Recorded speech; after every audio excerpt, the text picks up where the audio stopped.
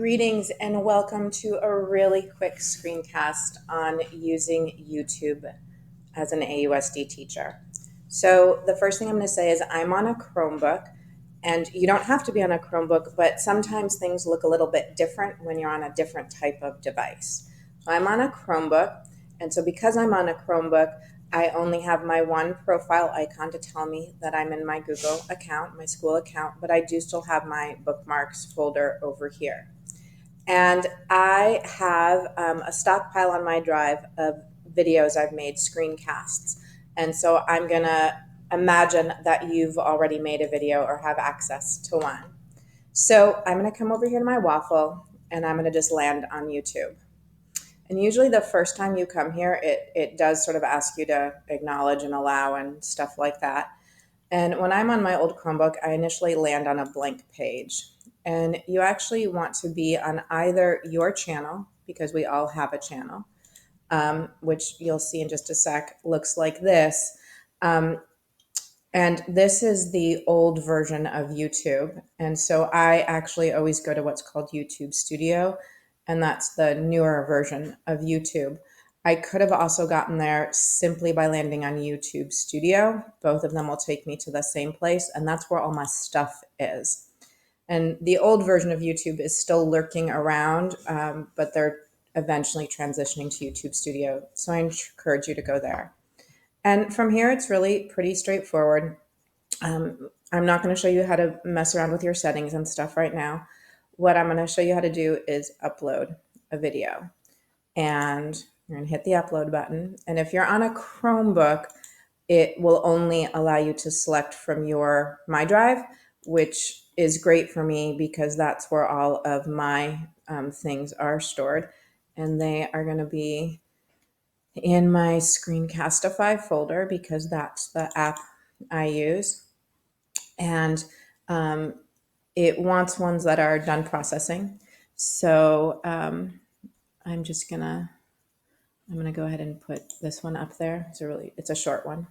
So I'm gonna open that or upload that, select it was the better word.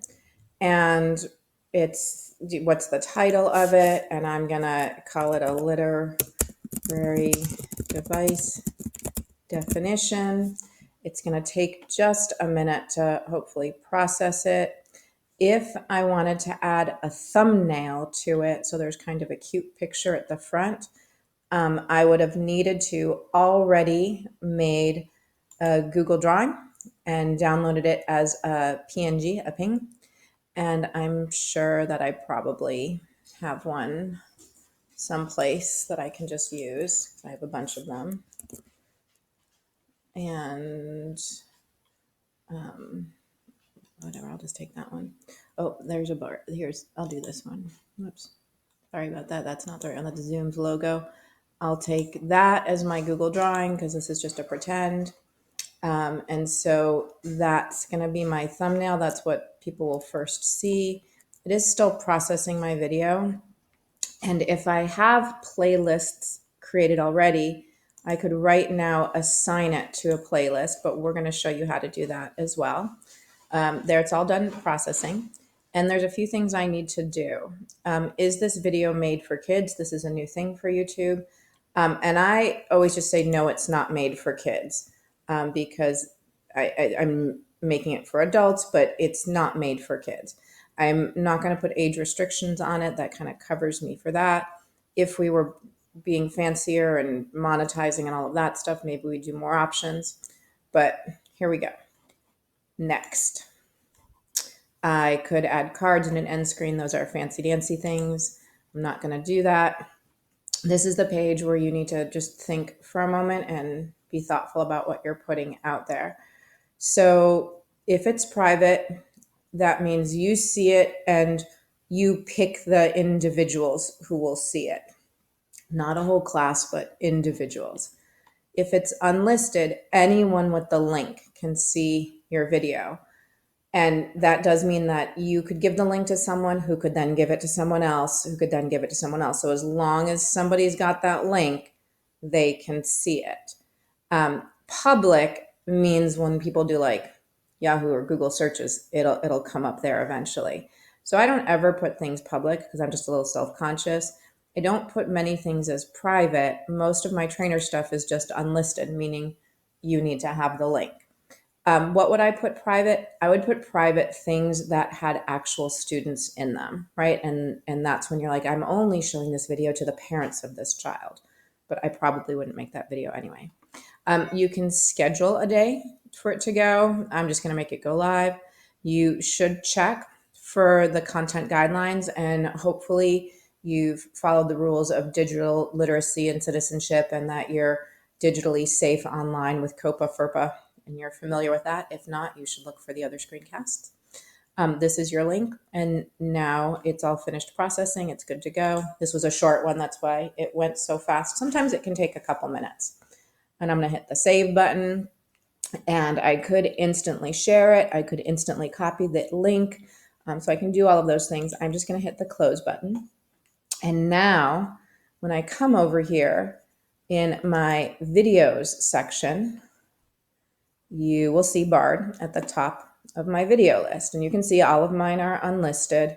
We can also see there's some analytics here. Apparently a lot of people are watching some of my troubleshooting ones. Super cool. And I have some options when I hover over this. I can edit the details.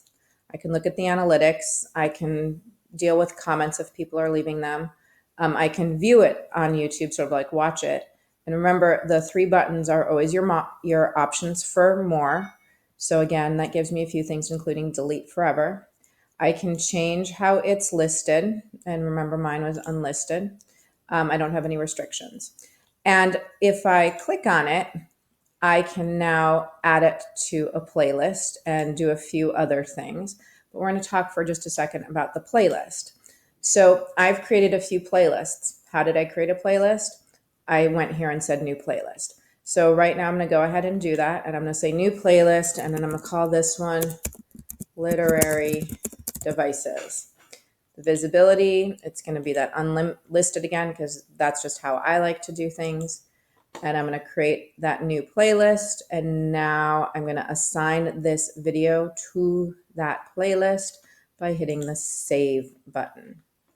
That means when I come over here to my playlists, we will see my playlists. And here they go. So I have one video on my literary devices. That totally makes sense. The one that I have the most videos in is my teacher training. I got a couple in tutorials and apparently some others.